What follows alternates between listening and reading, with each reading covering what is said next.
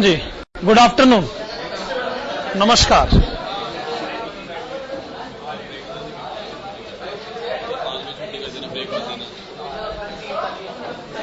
चलो 5 बजे छुट्टी कर देंगे, ये तो कंफर्म है।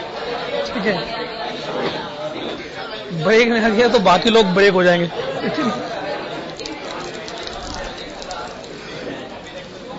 ईद की भी छुट्टी दे दूं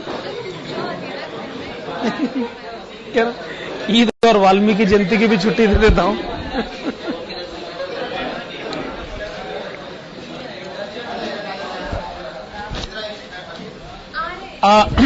yes, unit costing.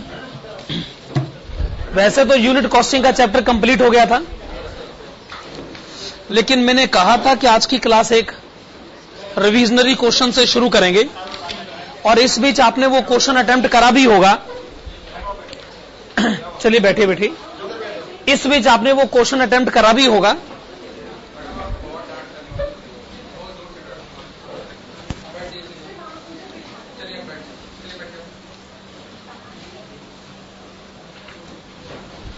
Okay, revisionary question number 16। Revisionary question number 16। मेरे ख्याल से आपने इसको जब अटेम्प्ट किया होगा तो इसके फर्स्ट पॉइंट में दिक्कत नहीं आई होगी, हो सकता है सेकंड पॉइंट में प्रॉब्लम रही हो, लेकिन हम डायरेक्टली सेकंड पॉइंट पर आ नहीं सकते ना, फर्स्ट पॉइंट हमको पहले पढ़ना ही पड़ेगा। लेकिन okay, revisionary question number 16, this is on page number 1.14।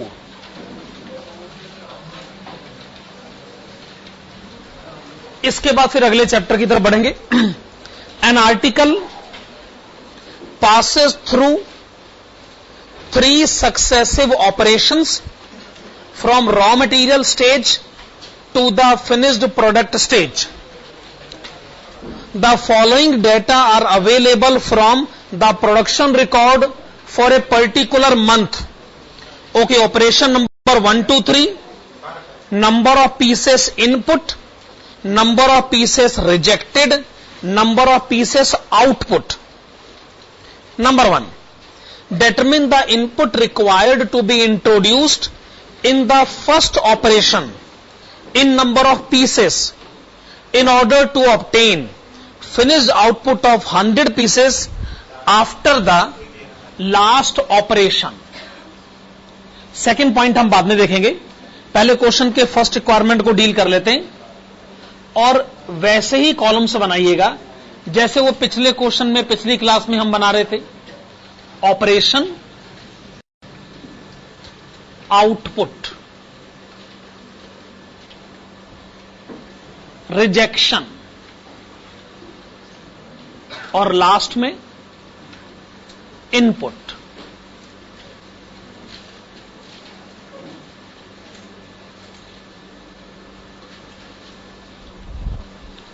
और ये कैलकुलेशन रिवर्स ऑर्डर में होगी। पहले ऑपरेशन नंबर 3 लिखा जाएगा, फिर ऑपरेशन नंबर 2, फिर ऑपरेशन नंबर 1। हां जी, तो आप ये कहते हैं कि लास्ट ऑपरेशन का आउटपुट होना चाहिए 100 पीसेस। एक बार फिर से, लास्ट ऑपरेशन का आउटपुट होना चाहिए 100 पीसेस। चलिए चलिए, ऑपरेशन नंबर 3 का आउटपुट लिखिए 100 पीसेस। आपको यह बताना है कि फर्स्ट ऑपरेशन में इनपुट कितना होना चाहिए, तो हम सिस्टम जानते हैं, यहां से हम यहां आएंगे, फिर इस तरीके से कैलकुलेशन आगे बढ़ेगी। एक वर्किंग नोट हमें बनाना पड़ेगा, और वर्किंग नोट की हेडिंग क्या होनी चाहिए? Rejection as percentage of output. आपने लिखा rejection as percentage of output. इसमें ऑपरेशन 3, ऑपरेशन 3 रिजेक्शन है 8000 यूनिट, आउटपुट है 40,000 यूनिट।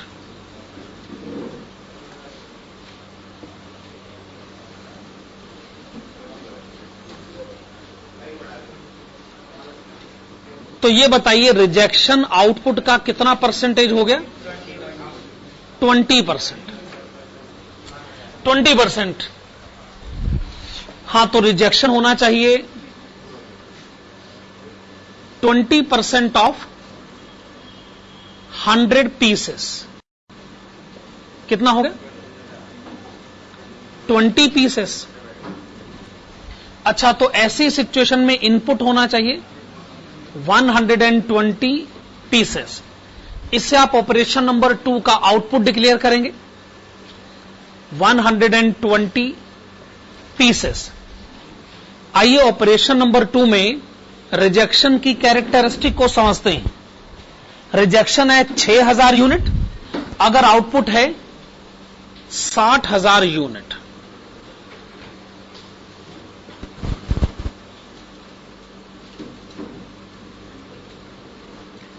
तो रिजेक्शन आउटपुट का कितना परसेंटेज हो गया?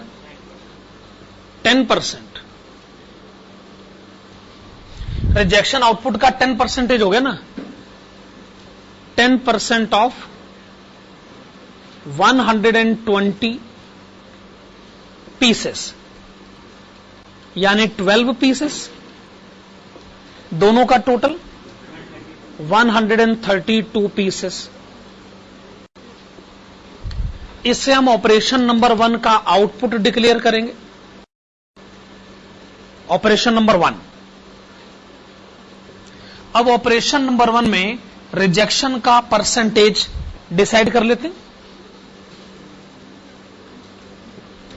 रिजेक्शन है 20,000 पीस, अगर आउटपुट है 40,000 piece.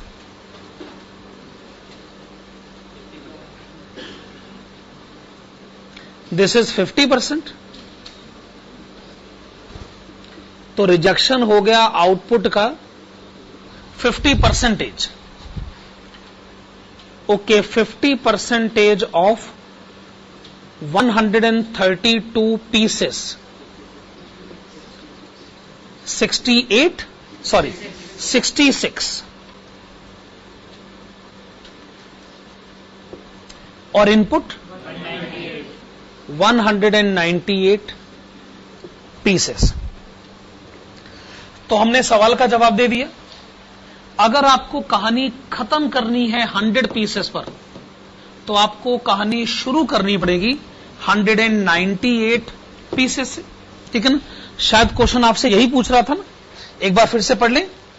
Determine the input required to be introduced in the first operation in number of pieces in order to obtain finished output of 100 pieces after the last operation। चलिए, ये question की first requirement को हमने deal करा। अब आप आइएगा question की सेकंड रिक्वायरमेंट पर। ओके, क्वेश्चन की सेकंड रिक्वायरमेंट देखें। हां जी। Calculate cost of raw material required to produce one piece of finished product given the following information। information क्या है? weight of finished piece is 0.1 kg। 0.1 kg। देखिए, 198 से शुरुआत करो तो खत्म कहां होता है? 100 पर। क्वेश्चन कहता है हम एक पीस बनाना चाहते हैं, यानी हम एक यूनिट बनाना चाहते हैं। जो हम यूनिट बनाना चाहते हैं उसका वजन है 0.1 kg। एक पीस का वेट है 0.1 kg। मेरे ख्याल से हम इसको 100 ग्राम भी कह सकते हैं। क्या ये बात आप जानते हैं? मेरे ख्याल से सही ना। 0.1 kg यानी 100 ग्राम।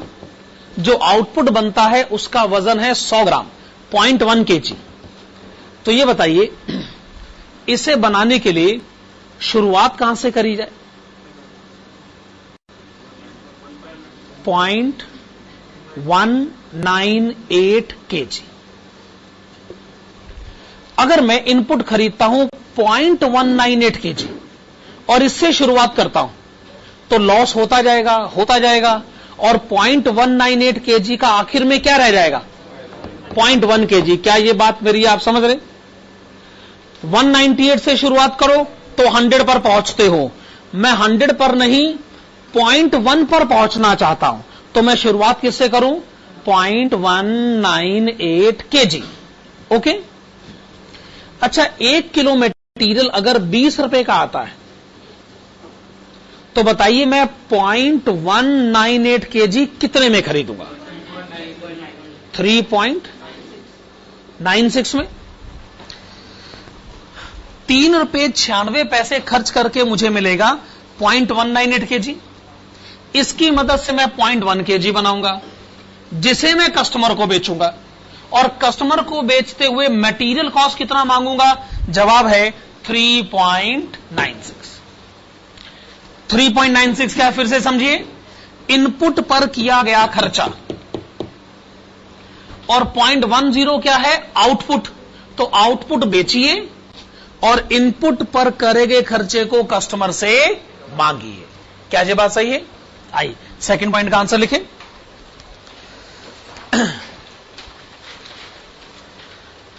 लिखेगा, it has been established that, it has been established that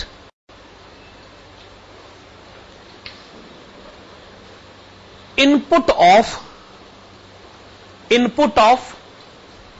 198 pieces, input of 198 pieces produces output of 100 pieces। यह बात साबित करी जा चुकी है ना कि इनपुट 198 पीसेस हो तो आउटपुट 100 पीसेस बनकर आता है। Hence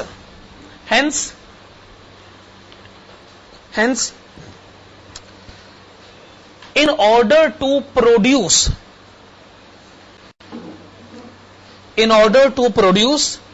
output of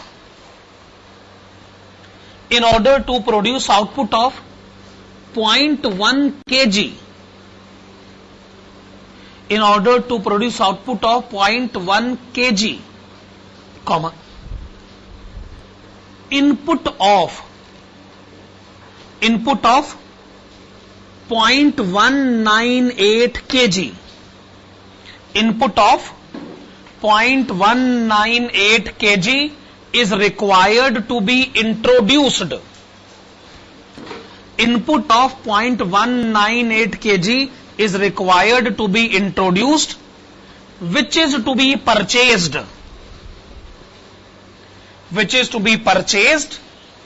for rupees,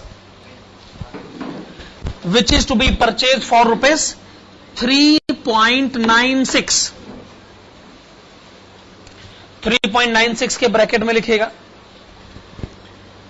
0.198 multiplied with 20,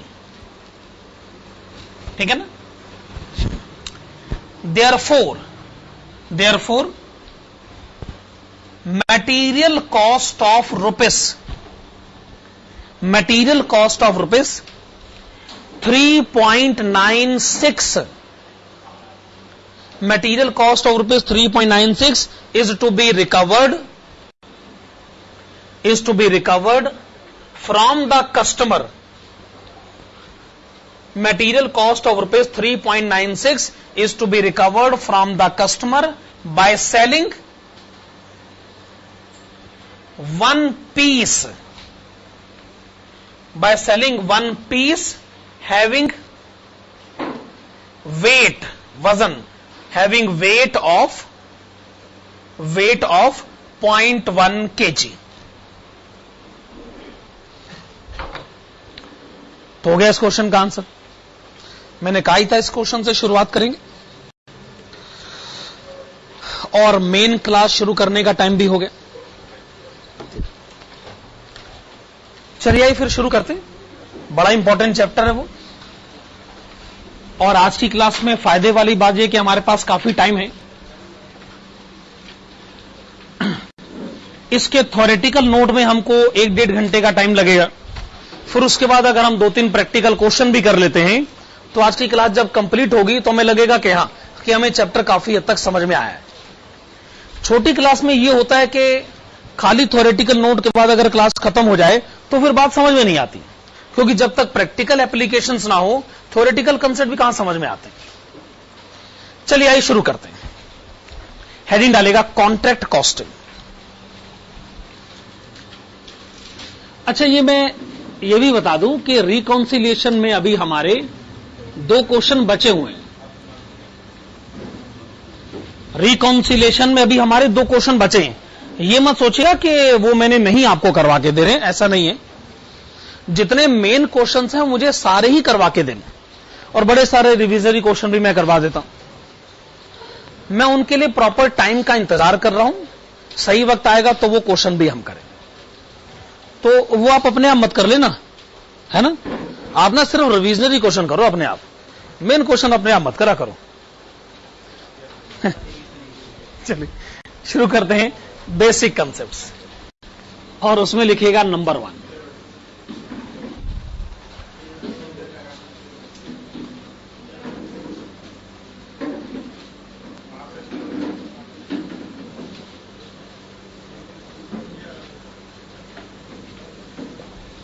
हाँ जी,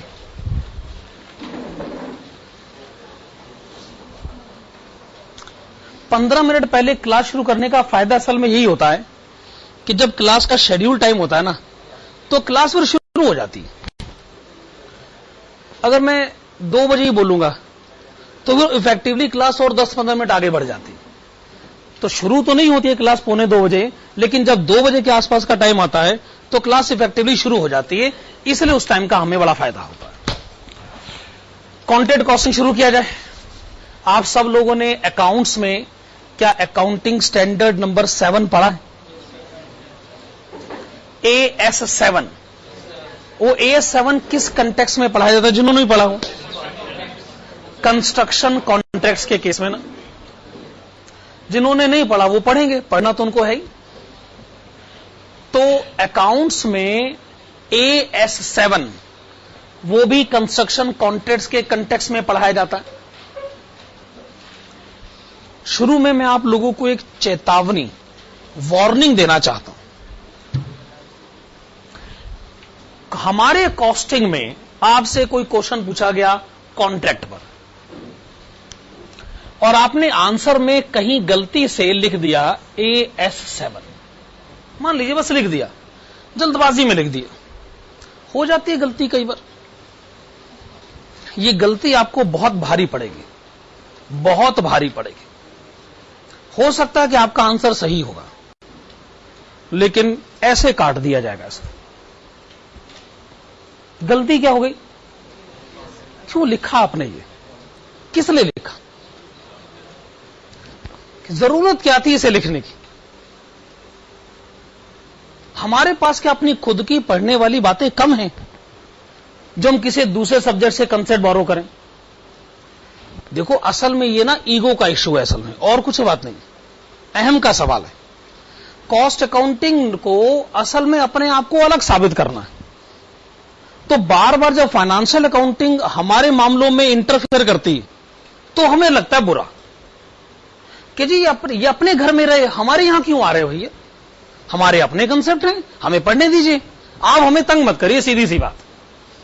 इसलिए अगर आपने AS7 लिख दिया तो ये गलती बहुत भारी पड़ेगी।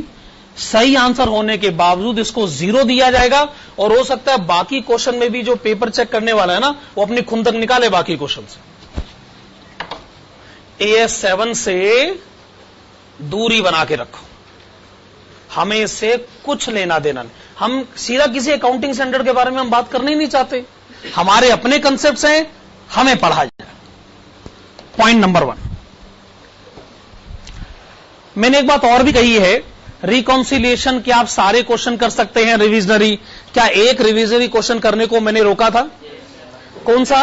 रिविजनरी क्वेश्चन नंबर 9, वो अभी भी रुका हुआ है। रिकॉन्सिलिएशन के 2 मेन क्वेश्चन रुके हुए हैं, क्वेश्चन नंबर 6 और क्वेश्चन नंबर 8, और आपने एक रिविजनरी क्वेश्चन रोका हुआ है, रिविजनरी क्वेश्चन नंबर 9, ठीक है ना? हां, तो लिखेगा number 1, write down. A contract is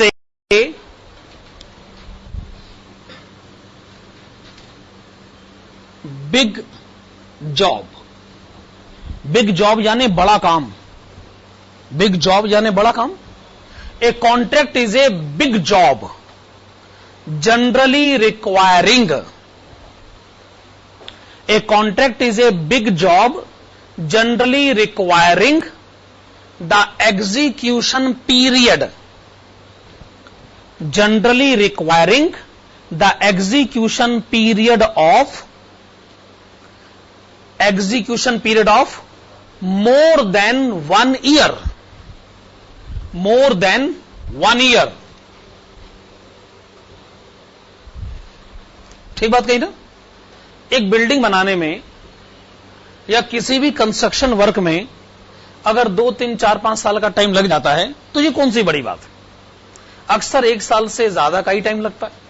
वही बात हमने कही है, कॉन्ट्रैक्ट एक बड़ा काम होता है जिसको एग्जीक्यूट करने में 1 साल से ज्यादा का टाइम लग जाता है। आगे लिखेगा हाउएवर, लेकिन। हाउएवर, यह भी पॉइंट नंबर 1 चल रहा है। However the books of accounts must be closed. The books of accounts must be closed at the end of each accounting year। The books of accounts must be closed at the end of each accounting year, ignoring the percentage of completion of contract। ignoring the percentage of completion of contract. तो अगर एक contract को complete करने में 4 साल लग गए, 1, 2, 3 और 4, शेयर होल्डर्स ने पूछा डिविडेंड कब बांटोगे। कंपनी ने कहा जी 4 साल के बाद, जब कॉन्ट्रैक्ट कंप्लीट हो जाएगा, हमें हमारा प्रॉफिट पता चल जाएगा, बांट देंगे डिविडेंड। शेयर होल्डर्स ने कहा तो 4 साल तक हम फिर इंतजार करते रहे। ऐसे थोड़ी अकाउंट्स बनाए जाते हैं भाई। अगर हर 31 मार्च को अकाउंट क्लोज होते हैं तो अकाउंट क्लोज हो के रहेंगे। आपका यह बहाना काम नहीं करेगा कि भाई जब बिल्डिंग बनी नहीं, बिल्डिंग पर काम चल रहा है, हम अकाउंट क्लोज कैसे कर सकते। अकाउंट का क्लोज किया जाना कॉन्ट्रैक्ट के कंप्लीट होने पे डिपेंडेंट नहीं है। 31 मार्च आ गई, अकाउंट क्लोज होके रहेंगे, भले ही आपने काम अभी अभी शुरू करा हो या भले ही काम बस खत्म होने वाला हो, हम काम के खत्म होने का इंतजार नहीं करेंगे। यही बात हमने पॉइंट नंबर 1 में कही है। बात समझ में आ रही है। एक कॉन्ट्रैक्ट को कंप्लीट होने में अगर 1 से ज्यादा साल लग जाते हैं, हम कॉन्ट्रैक्ट के खत्म होने का इंतजार नहीं करेंगे और हर बुक क्लोजिंग की डेट को हम अकाउंट क्लोज कर देंगे। पहला अकाउंट इस डेट को क्लोज होगा, फिर इस डेट को, फिर इस डेट को, फिर इस डेट को। हर साल अकाउंट क्लोज होंगे। नंबर 2, एक सवाल तो उठेगा ही कि जब काम चल रहा है तो चलते हुए काम में अकाउंट कैसे बनाया जा सकता है, और अगर अकाउंट बनाया जाए तो प्रॉफिट कैसे कैलकुलेट किया जा सकता है। यह अपने आप में एक सवाल है ना। काम चल रहा है, बिल्डिंग बन रही है, आओ बनती हुई बिल्डिंग से प्रॉफिट कैलकुलेट करें। अपने आप में बड़ा अजीब सा सवाल है, लेकिन फिर भी हमें तो डील करना है। पॉइंट नंबर 2 लिखेगा, we are required to prepare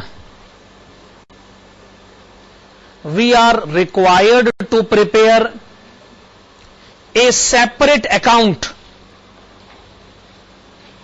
We are required to prepare a separate account for each contract।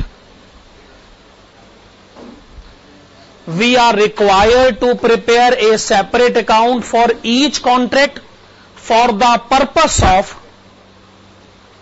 for the purpose of calculating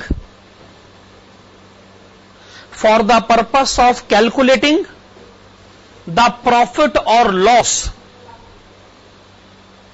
for the purpose of calculating the profit or loss from each such contract, from each such contract.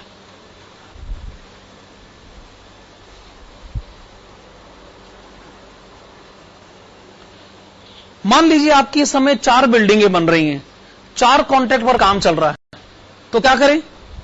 Her contract का एक account बनाइए। किस लिए? ये जानने के लिए कि इस कॉन्ट्रैक्ट से प्रॉफिट कितना है और उस कॉन्ट्रैक्ट से प्रॉफिट कितना।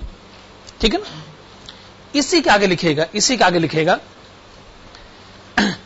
द अमाउंट ऑफ प्रॉफिट और loss, the amount of profit और loss, comma, so computed, the amount of profit or loss, comma, so computed, फिर comma, is to be transferred to,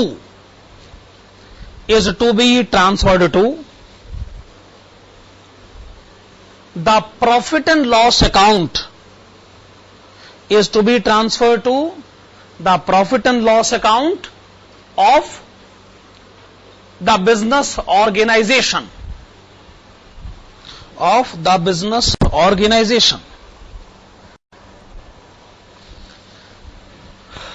हाँ जी। तो जैसे डीएलएफ कंस्ट्रक्शन कंपनी है जो आजकल बड़ी चर्चा में है,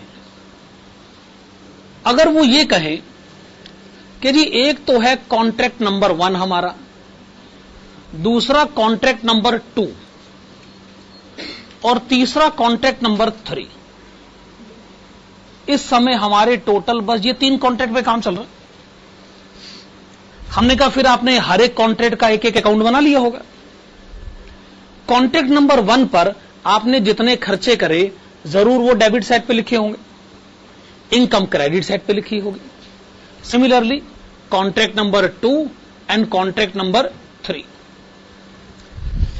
हो सकता है कि आपने कॉन्ट्रैक्ट नंबर 1 से प्रॉफिट कमा लिया हो सकता है कॉन्ट्रैक्ट नंबर 2 से आपको लॉस हुआ हो सकता है कॉन्ट्रैक्ट नंबर 3 से आपको प्रॉफिट हो गया हो। तो आप कैलकुलेट करिए, इस हिसाब कैलकुलेट करिए कि कितना प्रॉफिट है और कितना लॉस है। आप कैलकुलेट करिए और क्या करिएगा, जो भी प्रॉफिट या लॉस है आप उसे अपनी कंपनी के overall profit and loss account में ट्रांसफर करिए। कैसे? मान लीजिए ये डीएलएफ कंपनी का प्रॉफिट एंड लॉस अकाउंट, अगर आपने पहले कॉन्ट्रैक्ट से प्रॉफिट कमाया, ये कहां जाएगा? Profit and loss account, credit side. क्या ये बात सही? आपने तीसरे से कमाया, ये भी profit and loss account, credit side पर ही जाएगा ना। दूसरे से आपको लॉस हुआ, ये कहां भेज दिया जाएगा? Profit and loss account, debit side. हमने कंपनी से पूछा बताइए आपका टोटल प्रॉफिट कितना है, तो उनका जवाब क्या होगा? 1 से कमाया जमा तीसरे से कमाया माइनस दूसरे में गवाया, ये जो बैलेंस आएगा ये कंपनी का ओवरऑल प्रॉफिट होगा, और अगर बैलेंस इधर आया तो ये कंपनी का ओवरऑल लॉस होगा। मेरे ख्याल से यही हम कहने की कोशिश कर रहे हैं। तब बात अपने आप में क्लियर है। आपके जितने कॉन्ट्रैक्ट हैं हर एक अकाउंट बनाइए, हर एक से प्रॉफिट लॉस की फिगर पता करिए, और जो प्रॉफिट लॉस की फिगर है वो आप बिजनेस ऑर्गेनाइजेशन के प्रॉफिट एंड लॉस अकाउंट में ट्रांसफर करिए। पॉइंट नंबर 3 लिखा जाए, पॉइंट नंबर 3 लिखा जाए, it may be quite possible that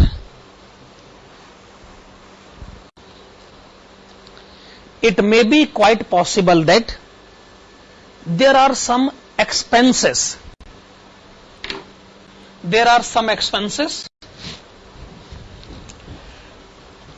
which cannot be identified,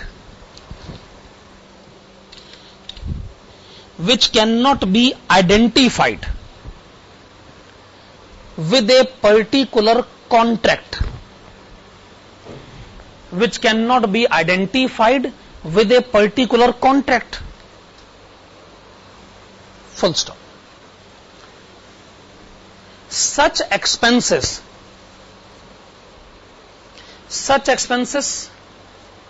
cannot be charged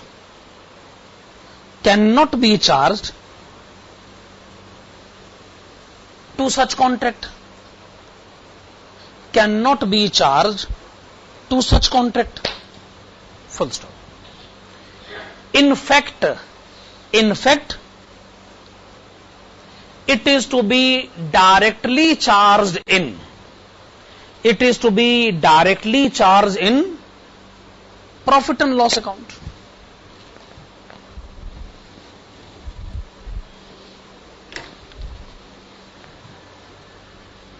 फिर से डीएलएफ कंपनी का एग्जांपल लेते। डीएलएफ एक कंपनी है, बड़ी कंपनी है, तो उसके शेयर होल्डर्स भी होंगे। शेयर होल्डर्स है तो शेयर होल्डर्स की मीटिंग्स भी होंगी। अच्छा, शेयर होल्डर की मीटिंग करना आज की डेट में बड़ा एक्सपेंसिव है, फिर बहुत बड़ा हॉल बुक करना पड़ता। कई लोग तो स्टेडियम भी बुक करते, इतने सारे शेयर होल्डर, फिर वहां खाने पीने का अरेंजमेंट भी करना पड़ता है, और जितने भी लोग आते हैं हर एक को कुछ ना कुछ गिफ्ट भी देना पड़ता है। रिटर्न गिफ्ट बोलते हैं इसको। आए हो तो वापस जाते हुए कुछ लेते जाओ। ये जो इतने सारे खर्चे आपने कर दिए, क्या ये सारे खर्चे मैं कॉन्ट्रैक्ट नंबर 1 की डेबिट साइड पे लिख दूं? कॉन्ट्रैक्ट नंबर 1 कहेगा क्यों भाई, मैंने क्या कसूर करा, मेरा खर्चा क्यों? कॉन्ट्रैक्ट नंबर 2 का लिख लो। कॉन्ट्रैक्ट नंबर 2 से हमने कहा वो भी नहीं माना, 3 से हमने कहा वो भी नहीं माना।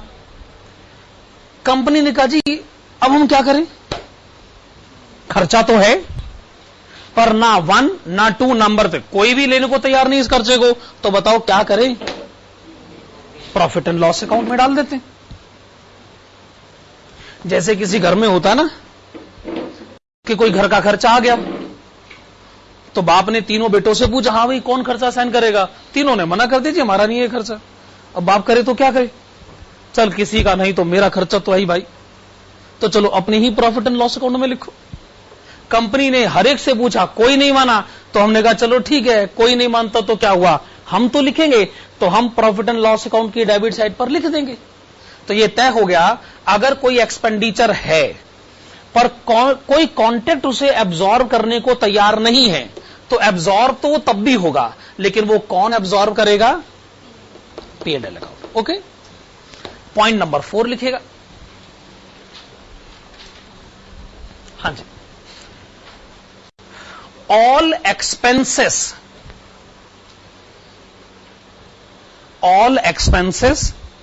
relating to the contract, all expenses relating to the contract must be recorded. All expenses relating to the contract must be recorded on the debit side of the contract account.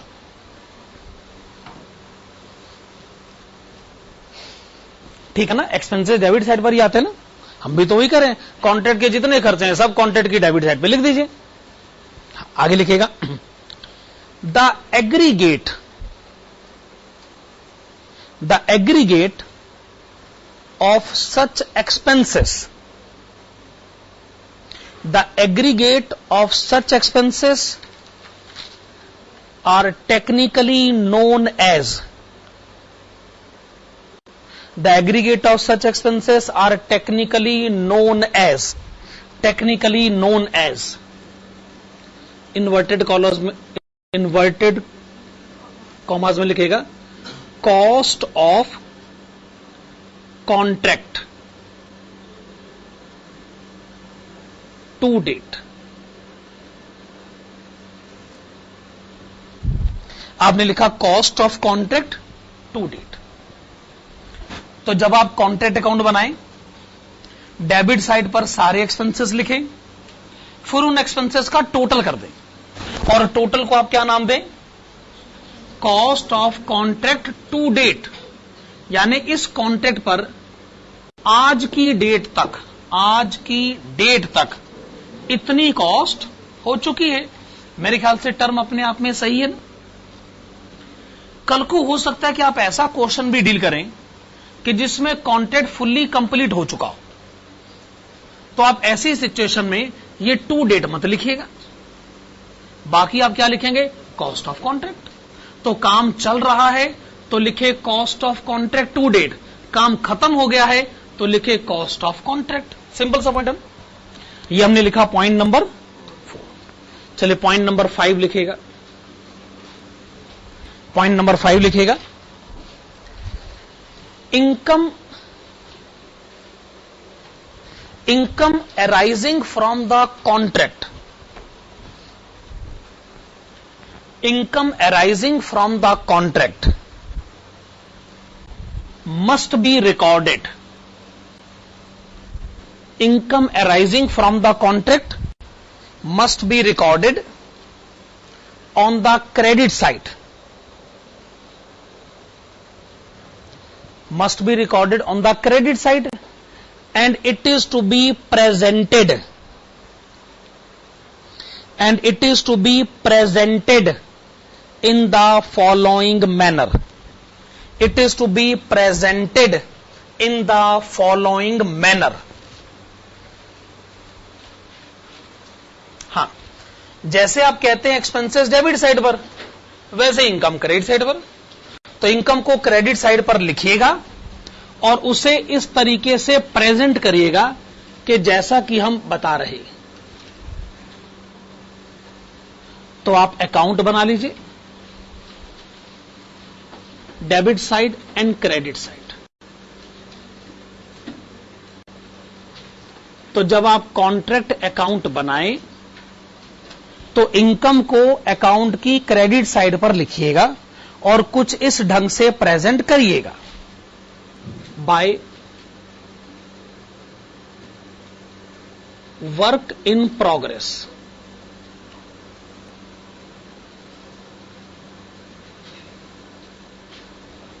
क्या लिखा आपने, बाय वर्क इन प्रोग्रेस।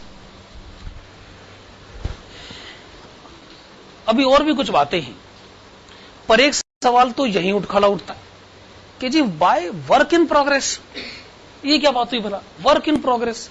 ठीक है, work in progress का मतलब होता है कि काम चल रहा है, पर फिर भी बाय वर्क इन प्रोग्रेस, बड़ा इंपॉर्टेंट एक्सप्लेनेशन। देखिए, हम बिल्डिंग बनाते हैं, हम कौन है, कॉन्ट्रैक्टर।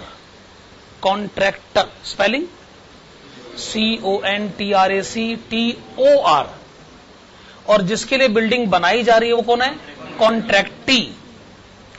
अगर हम कॉन्ट्रैक्टी के लिए बिल्डिंग बना रहे हैं तो कॉन्ट्रैक्टी से हमको पैसे मिलने चाहिए भाई, आखिरकार हम उसके लिए काम करेंगे तो बाद में हमें पैसे नहीं देगा। तो अकाउंट्स ये कहते हैं कि पैसे लेने से पहले आप उसको अपना डेटर बनाइए। एंट्री होनी चाहिए कॉन्ट्रैक्टी अकाउंट डेबिट, उसको डेबिट करोगे तभी तो वो आपका डेटर बनेगा, to contract account.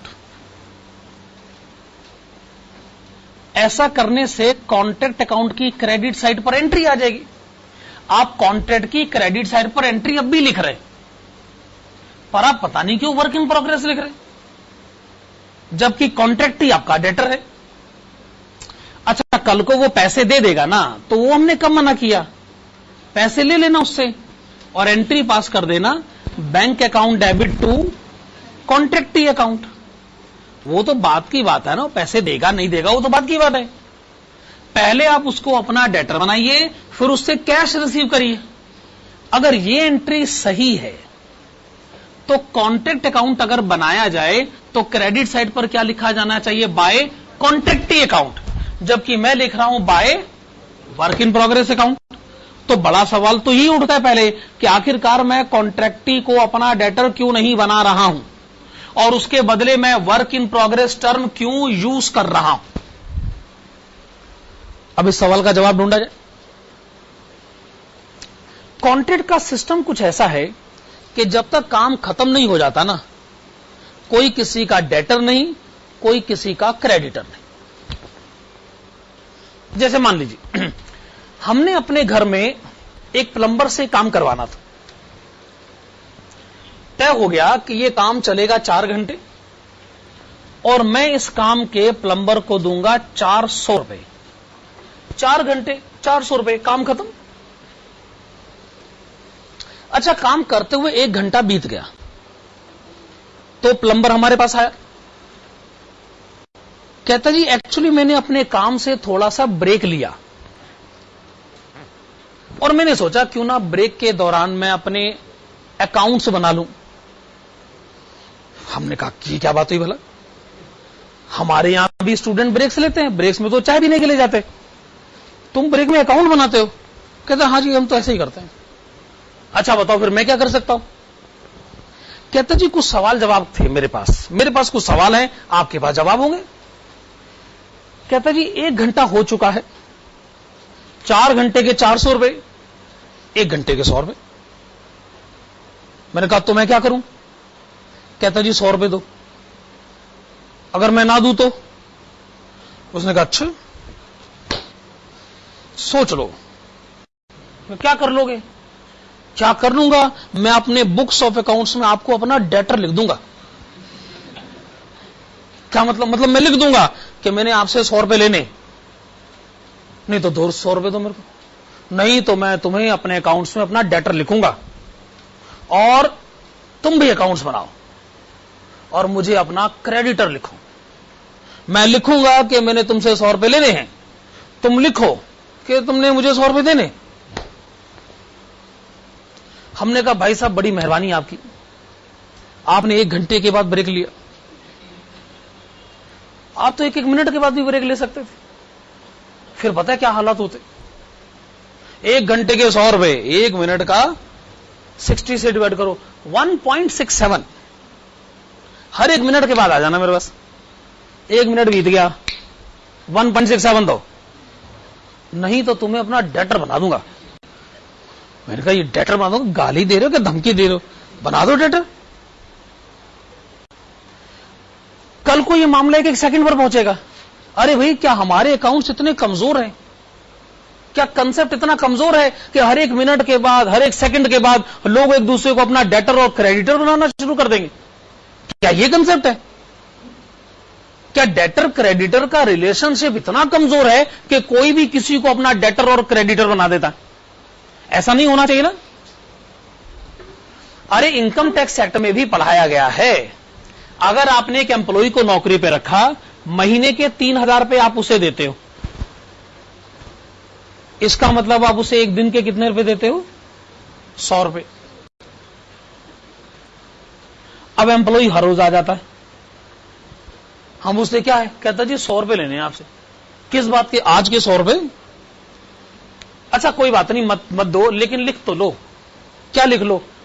Debtor and creditor लिख लो कि आपने मुझे देने। ये क्या बात हुई भला? अरे भैया हम नहीं लिखेंगे, नहीं मैंने 1 दिन काम किया, आप मुझे उसको पैसे दो, नहीं तो लिखो कि मैं आपका क्रेडिटर हूं। कंसेप्ट है कि नहीं? कल को आप हॉस्टल में रहते हो, रूम का रेंट 3000, 1 दिन का रेंट 100 रुपए। आपका लैंडलॉर्ड हर रोज आ जाता आपके पास, कहता जी वो 100 रुपए लेने आया हूं। आपने कहा जी हर रोज 100 रुपए दूंगा, महीने के आखिर में 3000 दूंगा ना। कहेगा ठीक है, वो ठीक है, लेकिन लिखो लिखो लिखो। आपको जी इतना तो लिखता रहता हूं क्लास में, और क्या लिखो? लिखो कि मैं तुम्हारा क्रेडिटर हूं। फिर 2 दिन के बाद फिर आ गया, कहता जी वो 200 रुपए 200 रुपए। 3 दिन के बाद वो दूर से इशारे करने लगा, भाई साहब 300 लेने, 300। क्या कंसेप्ट है ना? आपको इनकम टैक्स एक्ट में एक कंसेप्ट पढ़ाया जाता है, उसको बोलते हैं ड्यू बेसिस। सुना कभी ड्यू बेसिस? इसका मतलब महीने की आखिरी तारीख को सैलरी ड्यू होगी। अगर आखिरी तारीख को एम्प्लॉयर एम्प्लॉय को सैलरी न दे तो इसका मतलब हां अब डेटर क्रेडिटर रिलेशनशिप एग्जिस्ट कर गया। ये हर रोज डेली बेसिस पर एग्जिस्ट नहीं करेगा, हर रोज मिनट बेसिस पर, सेकंड बेसिस पर यह एग्जिस्ट नहीं करेगा। काम पूरा खत्म करिए, पैसे पूरे ले जाइए। ऐसे हर थोड़ी देर बाद आप हमें तंग मत करिए कि ये मेरा डेटर है और ये मेरा क्रेडिटर है। ऐसा दुनिया में कहीं नहीं होता। अगर आपने किसी दर्जी से शर्ट सिलवाने के लिए कपड़ा दिया तो जी वो काम खत्म करे, पैसे पूरे ले जाए। वो आपके घर बीच में नहीं आ सकता, जी आधी शर्ट तो मैंने सिल दी, तो किस लिए आए हो? जी आधे पैसे लेने आए। आधी तो शर्ट मैंने सिल दी ना, तो आधे पैसे के लिए तुम मेरे डेटर बन गए। ये क्या बात ही बोला? ये नहीं हो सकता। सिमिलरली मान लीजिए आपने यहां पटेल नगर से लक्ष्मी नगर जाने के लिए एक ऑटो हायर करा, 50 रुपए में तय हो गया।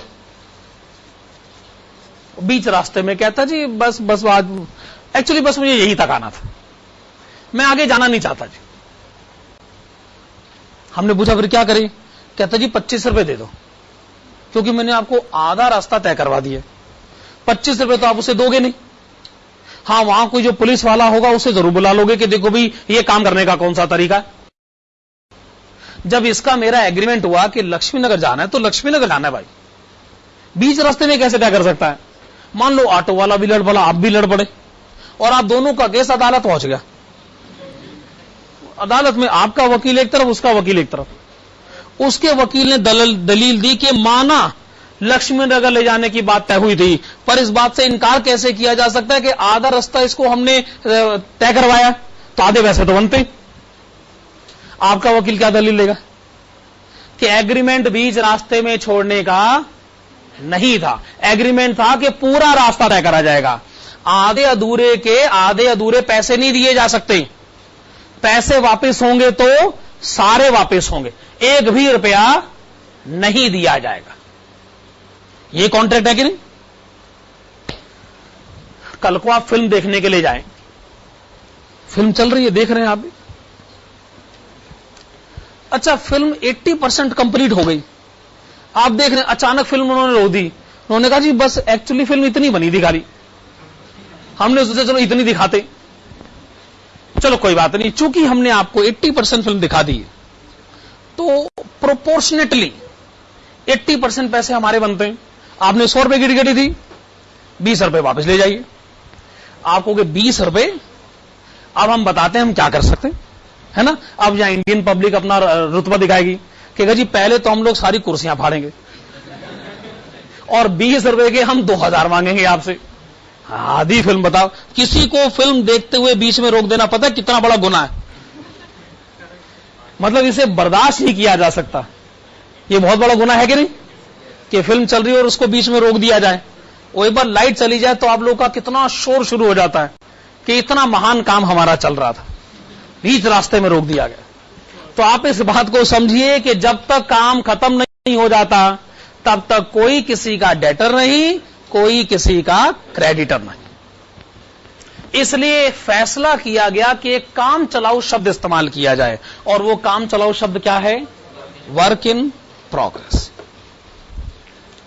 हम वो भी क्वेश्चन करेंगे जिसमें काम खत्म हो जाएगा, और अगर काम खत्म हो जाए तो कॉन्ट्रैक्टी को अपना डेटर बनाने में मुझे कोई ऐतराज नहीं। पर जब तक काम चल रहा है कॉन्ट्रैक्टी हमारा डेटर नहीं है, और इसलिए हम टर्म कौन सा यूज करेंगे? Work in progress. इसके दो हिस्से करे जाएंगे। एक है वैल्यू ऑफ वर्क सर्टिफाइड, एक है वैल्यू ऑफ वर्क सर्टिफाइड, और दूसरा है कॉस्ट ऑफ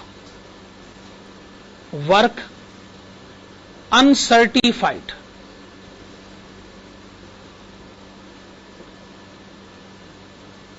ओके, दो बातें लिखी आप लोगों ने, लेकिन सवाल चार है। एक सवाल तो यह है कि यह वर्क सर्टिफाइड क्या होता, दूसरा सवाल वर्क अनसर्टिफाइड क्या होता, तीसरा सवाल वर्क सर्टिफाइड की वैल्यू क्यों लिखी गई है, और चौथा सवाल वर्क अनसर्टिफाइड की कॉस्ट क्यों लिखी जाए। ठीक है ना। टोटल 4 सवाल बनते हैं। अब इनके जवाब हम ढूंढ के लाएं। आप जब ट्रेडिंग अकाउंट बनाते हैं तो ट्रेडिंग अकाउंट की क्रेडिट साइड पर आप 2 एंट्री लिखते हैं, एक है बाय सेल्स और दूसरा है बाय क्लोजिंग स्टॉक। क्या यह बात सच है कि सेल्स आप वैल्यू के तौर पर लिखते हैं और क्लोजिंग स्टॉक आप कॉस्ट के तौर पर लिखते हैं? क्या यह बात सच है? तो ये तो आप बहुत पहले से करते आ रहे हो भाई कि आइए सेल की वैल्यू लिखे और क्लोजिंग स्टॉक का कॉस्ट लिखे, ये आप बहुत पहले से करते आ रहे हो। तो इसलिए एक वैल्यू होती है और एक कॉस्ट होती है, ये आपके लिए नया कंसेप्ट नहीं है, आप ये काम पहले से करते आ रहे। बस मुझे साबित ये करना है कि जिसको आप वर्क सर्टिफाइड कहते हैं वो सेल्स को रिप्रेजेंट करती है और जिसको आप वर्क अनसर्टिफाइड कहते हैं वो क्लोजिंग स्टॉक को रिप्रेजेंट करती है। बस मुझे यही साबित करना है ना। वैल्यू और कॉस्ट ये तो अब इंपॉर्टेंट क्वेश्चन नहीं रहे, बस मुझे वर्क सर्टिफाइड और वर्क अनसर्टिफाइड पर अब बहस आगे बढ़ानी। चलिए ठीक है, 2 सवाल तो निबट भी गए, बाकी 2 सवाल रह गए। हां, तो मान लीजिए कि ये अकाउंट्स बनाए जा रहे हैं 31 मार्च 2012 को। 31 मार्च 2012 को ये अकाउंट बनाए जा रहे हैं। तो जरूर आपने डेबिट साइड पर जितने भी एक्सपेंसेस लिखे होंगे, बहुत सारे होंगे, ये सारे वो एक्सपेंसेस होंगे जो 31 मार्च 2012 तक हो चुके हैं, ठीक है ना? क्योंकि क्रेडिट साइड तो बाद में बनती है, पहले तो डेबिट साइड बनी होगी। हां जी, क्या बिल्डिंग देखकर यह बता सकते हैं कि बिल्डिंग कितने परसेंटेज बन चुकी? आपको मैं कोई बिल्डिंग बनती हुई दिखाऊं कि बिल्डिंग देखकर बताओ कितने परसेंटेज बन चुकी है, क्या बता देंगे? नहीं, इसमें क्या देखना और बोलना हाँ जी 55% बन गई, वो इतना ही बोलना है तो फिर 55 क्या 55.55% भी बोल देंगे। बोलना ही है तो कुछ भी बोल देंगे। देखो जी, हर आदमी को तुक्का मारने का हक है ना? कोई किसी को रोक तो नहीं रहा। किसी बिल्डिंग को देखकर कोई कह सकता जी 50%, तो कोई कह सकता जी 80% बन चुकी। हर एक का अपना ओपिनियन है, हर किसी को तुक्का मारने का हक है। पर क्या आप जानते हैं कि एक ऐसा आदमी भी है जिसे तुक्का मारने के लिए सर्टिफाई किया जाता है? मतलब वो जो तुक्का मारता है ना, लोग उस पर विश्वास कर लेते कि हां इसने तुक्का मारा है तो ये तो सही कह रहा होगा। जानते हैं उस आदमी को अंग्रेजी में क्या कहते हैं? आर्किटेक्ट। अच्छा, तुक्का वो भी मारता है, लेकिन लोग कहते हैं अच्छा ये कह रहा है तो ठीक ही कह रहा होगा भाई। आर्किटेक्ट, सर्वेयर, बड़े बड़े नाम है उसके। तो जब बिल्डिंग बन रही होती है तो आर्किटेक्ट को फोन किया जाता है, उसे कहा जाता है भाई साहब ऐसा है 31 मार्च 2012 को आप मेरी साइट पर आइएगा और वहां बिल्डिंग की हालत देखकर बताइएगा कि कितने परसेंटेज बिल्डिंग बन गई। मान लीजिए आप एक सर्टिफिकेट पर मुझे लिख कर देते हो, मैं कह रहा हूं सर्टिफिकेट, उस पर आप मुझे लिख कर देते हो, स्टैंप भी लगाते हो कि आज की डेट तक 60% बिल्डिंग बन चुकी है। 60%? मैंने कॉन्ट्रैक्ट लिया है 10 लाख रुपए का, 60% बिल्डिंग बन चुकी, 10 लाख 60%, 10 लाख 60%, तो मैं लिख दूंगा 6 लाख की बिल्डिंग बन चुकी है, तो मैं इनकम को लिख दूंगा 6 लाख रुपए। मैं ऐसा कर सकता हूं ना? अब बिल्डिंग बन रही है, मैं क्या करूं? मैं बिल्डिंग बनाना जानता हूं, मुझे तो बताना ही नहीं आता जी कितने परसेंटेज बिल्डिंग बन चुकी है। अब आर्किटेक्ट कहेगा तभी तो बात बनेगी ना। तो आर्किटेक्ट को फोन किया गया, उसने कहा जी 31 मार्च मुश्किल है, क्योंकि सबने 31 मार्च की डेट दे रखी, मैं अकेली जान 31 मार्च को हर जगह कैसे रह सकता हूं? तो मैं आपको ना डेट दे देता हूं 15 मार्च की, उसके बाद मैं नहीं आ सकता, बहुत बिजी चल रहा। आपने उससे रिक्वेस्ट करी, नहीं 31 मार्च। उसने कहा अच्छा फिर फोन रखूं क्या? आपने कहा नहीं नहीं, चलो ठीक है 15 मार्च, चलो ठीक है 15 मार्च की डेट दो। आप 15 मार्च को आइए और बिल्डिंग को देखकर बताइए कितने परसेंटेज बिल्डिंग बन गई, उसके बाद बताइएगा आप क्या करें, मजबूरी है। तो वो आर्किटेक्ट 15 मार्च को आया, उसने बिल्डिंग देखी और कहा जी मैं सर्टिफाई करता हूं कि आज की डेट तक 55% बिल्डिंग बन चुकी। ठीक है जी। आप आए क्रेडिट साइड पर और आपने लिखा हां 10 लाख का कॉन्ट्रैक्ट है, 55% बिल्डिंग बन चुकी है, 10 लाख 55%, 5.5 लाख बिल्डिंग बन चुकी। इतना लिखने के बाद आर्किटेक्ट आया नहीं और हम रुके नहीं। आर्किटेक्ट आया नहीं और हम रुके नहीं, क्योंकि हमने 15 मार्च के बाद काम रोक थोड़ी दिया। हम तो काम करते गए और हम 31 मार्च तक काम करते रहे और डेबिट साइड पर खर्चे 31 मार्च तक लिखे जाते रहे और जाते रहे। अब आखिर में कितनी बड़ी समस्या हो गई। डेबिट साइड कहता है 31 मार्च तक के एक्सपेंसेस और क्रेडिट साइड क्या कह रही है 15 मार्च तक की इनकम। भाई क्या ये कंपैरिजन सही है? क्या 31 मार्च का खर्चा 15 मार्च की इनकम से कंपेयर किया जा सकता है? बात गलत है ना, बात गलत है। अब करें तो क्या करें? हमने इसका एक इलाज निकाला कि डेबिट साइड पर जितने भी खर्चे थे उसको हमने 2 टुकड़ों में बांट दिया। एक वो खर्चा जो 15 मार्च तक हुआ, दूसरा वो जो 16 मार्च से 31 मार्च तक हुआ, जिसे देखने के लिए आर्किटेक्ट नहीं आया। क्या ये बात मैं सही कह रहा हूं? हमने सोचा क्यों ना ये आखिरी के 15 दिनों के खर्चों को मैं काट दूं। मतलब डेबिट साइड पे लिखा है काटा पीटी कर करके आखिरी के 15 दिनों को खर्चे को काट देता हूं।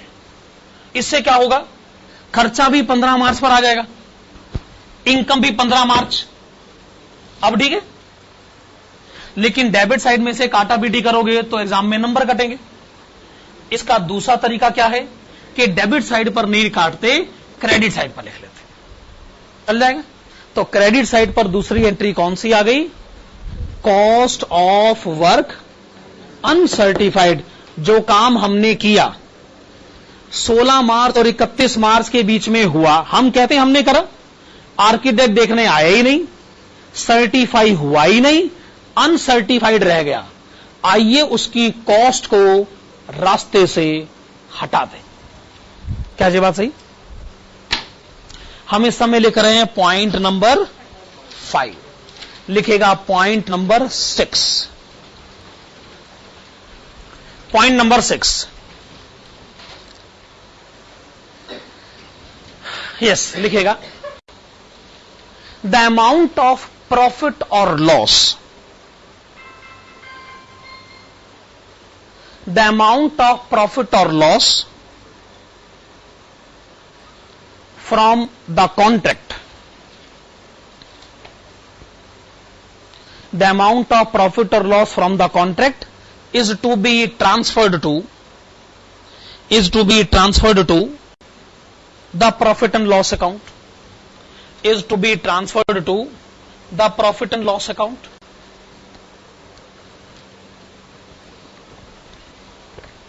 ये बात तो हम पहले भी कह चुके हैं ना, ये बात हम दूसरी बार कह रहे हैं, पर हम ये बात क्यों कह रहे हैं? इसी के आगे लिखेगा हाउएवर, लेकिन however if the contract is not 100% complete, if the contract is not 100% complete, comma, it is not recommended to transfer, it is not recommended to transfer the complete amount of profit, it is not recommended to transfer the complete amount of profit to profit and loss account, to profit and loss account। देखो जी, अगर पैसा profit and loss account में चला गया तो उस पर share holders का लीगल राइट हो जाएगा। और शेयर होल्डर्स ने अगर उसको अपने आपस में बांट लिया डिविडेंड के तौर पे, तो कंपनी बाद में फंस सकती, क्योंकि कंस्ट्रक्शन का काम दुनिया के सबसे रिस्की काम में गिना जाता है। अगर आपने कुछ प्रॉफिट कमा लिया है तो डिविडेंड बांटने की जल्दबाजी किस लिए? थोड़े समय के लिए रुक जाओ, आप ना डिविडेंड ना थोड़ा कम बांटा करो, बाकी पैसे को ना रोक के रखो। इसको आप लोग रिजर्व बोलते हैं ना, रिजर्व। क्या करोगे रिजर्व का? क्या करेंगे? कल को फ्यूचर में लॉस हो गया तो पता है कंस्ट्रक्शन में 1000 किस्म के रिस्क होते। अरे कल को कोई लॉस हो गया तो ये रिजर्व उस लॉस को एडजस्ट करने के काम आएगा।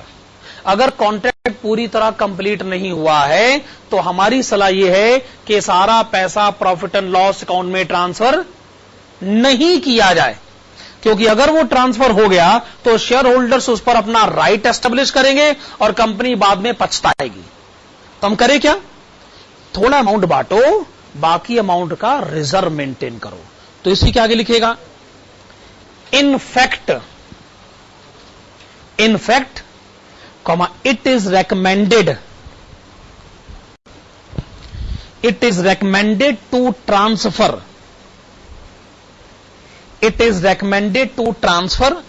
only a part of profit,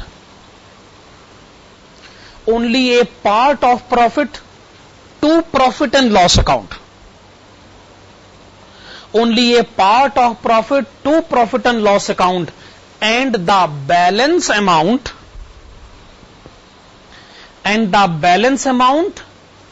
is to be created as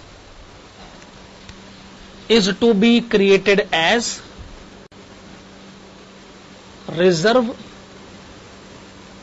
against WIP। क्या लिखा आपने? Reserve against WIP। इसका मतलब आप बैलेंस अमाउंट को ना फ्री रिजर्व क्रिएट करने की गलती मत करिएगा। फ्री रिजर्व समझते हैं ना? जनरल रिजर्व मत क्रिएट कर देना भाई, क्योंकि शेयर होल्डर कहते हैं जनरल रिजर्व तो हमारा ही पैसा होता है। आप उसको क्रिएट करेगा रिजर्व अगेंस्ट WIP, यानी जो काम चल रहा है इसके अगेंस्ट रिजर्व क्रिएट करिए। यानी इस काम में अगर फ्यूचर में लॉस होता है तो ये रिजर्व सिर्फ और सिर्फ इसी लॉस को एडजस्ट करने के लिए इस्तेमाल होगा। अगर आपने जनरल रिजर्व क्रिएट कर दिया तो शेयर होल्डर कहेगा जी ये तो जनरल रिजर्व तो मेरा ही पैसा है, मैं जब चाहे मर्जी इस पैसे को उठा सकता हूं। इसलिए शेयर होल्डर्स की पकड़ से दूर ले जाइए इस पैसे को। आपको स्पेसिफिक रिजर्व क्रिएट करना है, जनरल रिजर्व क्रिएट नहीं करना। ओके, अब मुद्दा यह है कितना पैसा बांटा जा सकता और कितना पैसा रिजर्व के तौर पे रखना चाहिए। इसमें से किसी एक सवाल का जवाब मिल जाए तो मेरे ख्याल से बात बन गई। अगर हमें यह पता चल जाए कि कितना पैसा बांटा जा सकता है डिविडेंड के तौर पर, तो जो बैलेंस होगा वो रिजर्व हो जाएगा। ठीक बात है ना? तो आप लिखेगा point number 7, the amount of profit